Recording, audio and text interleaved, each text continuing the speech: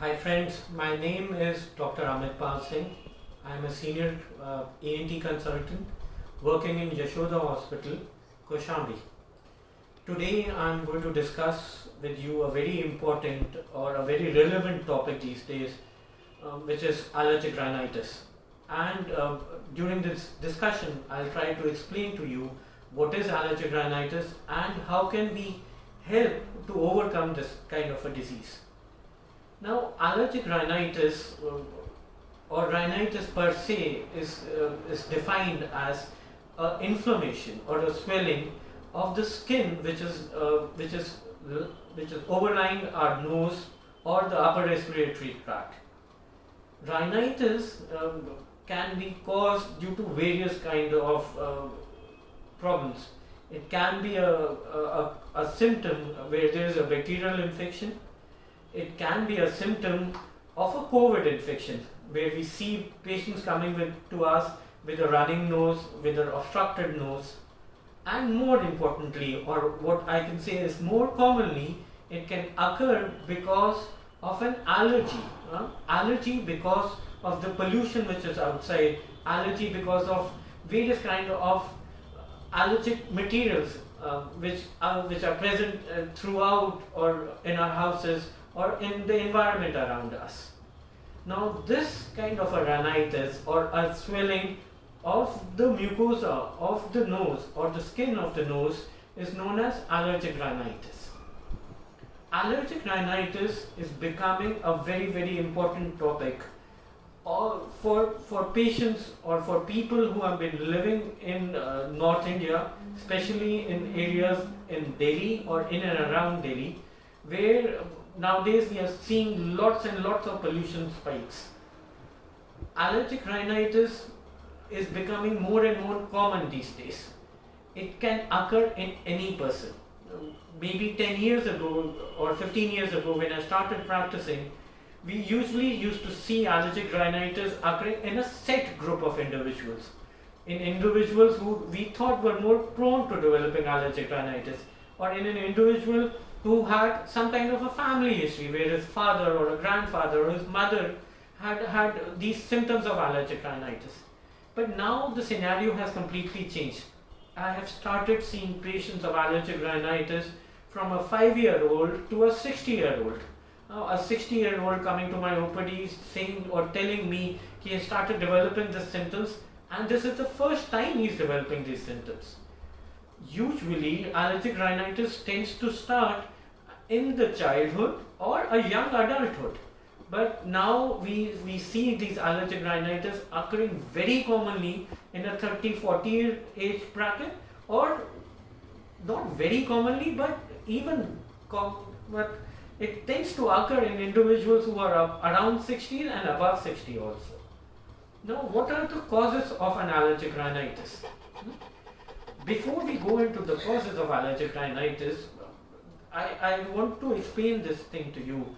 Allergic rhinitis tends to occur more in people who have a history of asthma or who have a history of a skin allergy, who we label them as atopic people, where they have more tendencies to develop allergies. If we take a line, if we draw a straight line, and we mark it as A at one point and D at the other point, then A, B, C, D will be defined as A as the nose, maybe B as the windpipe, the C as the pipes which lead to the lungs, and D itself the lungs. People who have asthma, it's a kind of an allergy which occurs in the lung or the D part. People who have allergic rhinitis, it is an allergy where people develop allergies in the nose or the A part, and this is interchangeable in a sense. Anybody who has asthma can develop nasal allergies, and anybody who has nasal allergy can develop asthma. So it's a common condition in these people, and this makes it even more relevant now, because of the pollution, because of increased cases of allergic rhinitis, we find more people developing allergic bronchitis or asthma. Now, what are the causes of allergic rhinitis? Whenever we breathe, we take in air which is present in and around us, or the atmosphere or the environment around us. During the time when the pollutions are spiking, we take in air which contains lots of pollutants. Pollutants, we know about terminologies as AQI index, PM 2.5, PM 10. Now, what are these PM 2.5 or PM 10? These are actually particulate matter which have a size of 2.5 micron or 10 micron, which is present in the environment or the atmosphere around us. When we breathe, these particulate matters or a PM 2.5 substance, it goes into our nose and gets stuck to the skin which is lining the nose, or the mucosa which is lining the nose. As it gets stuck to this skin, the skin has number of cells. In a brief part, there are two types of cells, a mast cell and a basophil cells. Whenever this particulate matter sticks to the skin, it sticks to these cells which are present inside the skin. As soon as they come in contact with each other, they produce a chemical which are known as histamines. Histamines, as they are released in the nose, they start causing a myriad of symptoms. These symptoms include a running nose, sneezing, a nasal stuffiness. You can have this irritation in the throat. Along with this, you can have a running nose or a wet eye, or you start feeling itchy in the eye. If these particulate matters goes from the nose and enter in your lung, then you start having these tendency of developing asthmas. Now, we usually divide any kind of allergic rhinitis into two groups.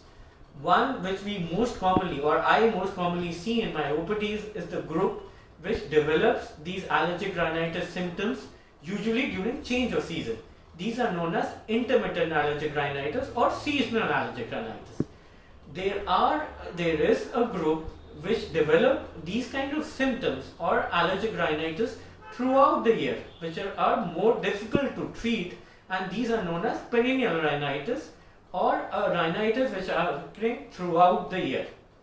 Now, intermittent allergic rhinitis is a condition which I usually most commonly see in my OPD. I can tell you with a guarantee also, whenever there is a change of season, which in Delhi usually there are two change of seasons which occur from February to April and from September till December. These are the times when people start developing these allergic rhinitis or symptoms of allergic rhinitis. So, whoever or wherever we start discussing these allergic rhinitis, we need to remember these two seasons very carefully and keep them in our mind. Now, what are symptoms of allergic rhinitis? I can start, there are so many symptoms of allergic rhinitis, but most commonly, because we start telling you rhinitis or the nose itself, the most commonly symptoms occur in the nose. Now, a person who usually comes to my OPD, there's a very definite history he gives.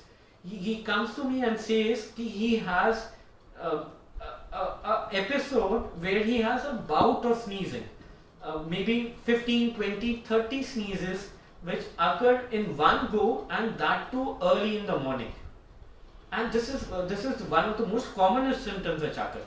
Once he starts having this sneezing, he develops a running nose, he develops a nasal obstruction, and these symptoms tend to last for 3-4 hours together and then becomes better during the afternoon. And in the night, it tends to occur again, and he starts having these sneezing and nasal obstruction or a running nose in the night again. Most of these individuals who have this kind of nasal symptoms also develop an itchy eye, where they keep on telling you that they have a watery eye, or they have this itching in the eye where they want to rub the eye so much, and it gives them lots of relief. Another common symptom which nowadays I have been seeing when the pollution is spiking is usually our irritation in the throat. The throat irritation tends to become more and more common in the morning when the person gets up. It becomes better in the afternoon, and in the night it starts to occur again. Other than that, I have seen people developing a sleep disturbance because the allergic rhinitis symptom, as soon as they increase in the night, people start having this nasal obstruction. They have they tell you that they started breathing from the mouth. They tell you it is very hard for them to breathe through the mouth. The mouth becomes dry. The snoring part tends to increase a lot. These symptoms are very commonly present in the whole population, and anybody who develops allergic rhinitis or who has these kind of symptoms should always go to a doctor or an ENT specialist and discuss these symptoms with him. Allergic rhinitis can be diagnosed. The diagnosis can be made. The doctor who you can consult to can come to a conclusion that you have allergic rhinitis. For me, the diagnosis becomes very simple when a patient comes to me and starts telling me that he has sneezing, which occurs right up in the morning. He has a nasal obstruction, a running nose, and it tends to occur every day. With no fever, with no throat pain, with no body aches, just these symptoms which tends to occur for 4 or 5 hours in the morning, maybe it tends to get repeated in the night also. For such kind of individuals, I usually get a blood test done where we find immunoglobulin, usually immunoglobulin E levels getting raised to very high levels, maybe in thousands. They also have their absolute eosinophil counts which are raised. So a raised AEC or a raised IgE levels in your blood might tell you that you have allergic rhinitis. Another way of diagnosing allergic rhinitis is a skin prick test. Now, what is a skin prick test? A skin prick test is where we prick the skin with various allergens which are most commonly present in and around your environment. If you are allergic to any one of those components, you develop a reaction in your skin where you find the skin becoming itchy and red. That will mean that you are more prone to having allergies by those allergens, and by avoiding those allergens you can get better. Once we have diagnosed allergic rhinitis and we have come to this conclusion that allergic rhinitis, a person is suffering from allergic rhinitis, how can we treat this thing? As I have explained to you, whenever there is allergic rhinitis, there is a substance known as histamines which are released in your nose. So the first and foremost way of treating any kind of allergic rhinitis is to put the person on an antihistaminic or an allergic drug. Maybe you would have heard about cetirizines and other kind of allergic drugs which you can take and your symptoms become better. But you need to remember one thing. These drugs will only help you, but they will not completely treat your problem, because allergic rhinitis per se doesn't have a complete solution. The solution is there with you. You need to take these medications till the time you think there is an allergy which is going on. It will make or it will cause the quality of life to improve, but it will not completely cure your problem. There are other ways of treating this problem, other simpler ways of treating your problem. During the pollution spike, what I've seen most people doing, especially when there is a change of season and it is not very cold and it is not very hot, people tend to open up their windows and doors during the night. Now, what happens when you open up your windows and doors? There is a polluted air which tends to enter into your room, and you breathe those air with the pollutants in them throughout the night. And when you get up, the concentration of these pollutants are so much in your nose that you start developing symptoms right up in the morning. And this is what I told you. Allergic rhinitis patients tend to develop symptoms most commonly in the morning. So if we keep our doors and windows closed during the night, the symptoms will definitely decrease. The second most important part, which I might have missed in the early part also, a very important cause of allergic rhinitis is something known as dust mites. Now, what is dust mites? They are not mites actually.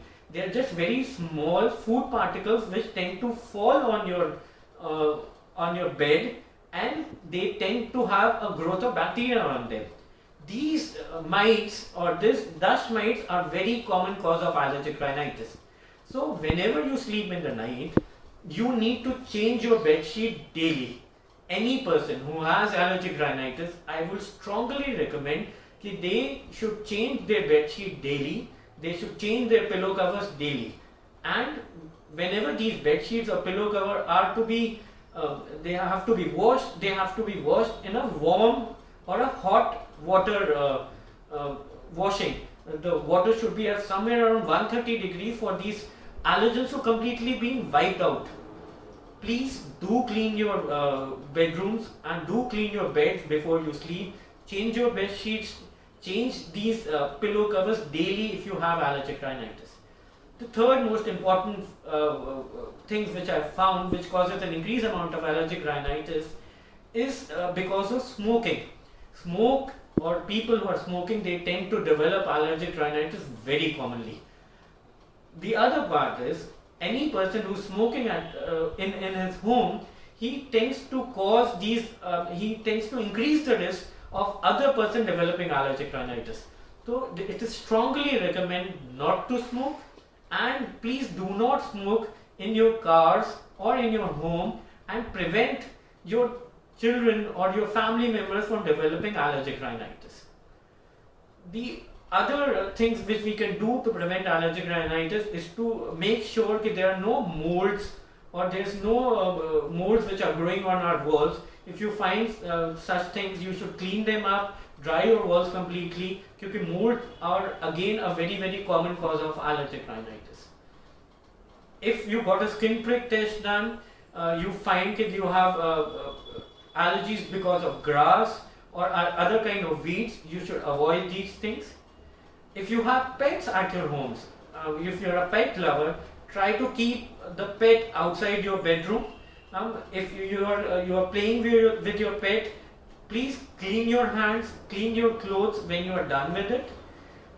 You do not let the pet enter you in your bedroom, especially on your bed, because the fur of the animal can be a very important cause of allergic rhinitis. Lastly, I will really advise you or request you in this time of a COVID infection and in this time of pollution increases, please look out for allergic rhinitis, because if we treat allergic rhinitis or if we do our bit to cure our allergic rhinitis, we will tend to develop less amount of viral infections also. We'll stay away from these viral infections. So friends, I hope this was useful for you. I just wish you take care of yourself and have a great day, and thank you.